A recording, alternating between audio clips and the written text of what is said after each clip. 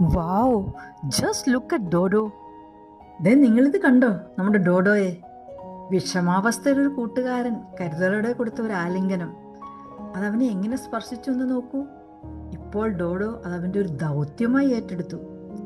അറിയാതെ ആണെങ്കിൽ മുറിവേൽപ്പിച്ചവർക്കും വേദനിക്കുന്നവർക്കും സ്നേഹത്തോടെ കരുതലോടെ ഒരു റെഡ് ഹാർട്ട് ഡോഡോ ഓരോരുത്തർക്കും അയച്ചുകൊണ്ടിരിക്കുകയാണ്.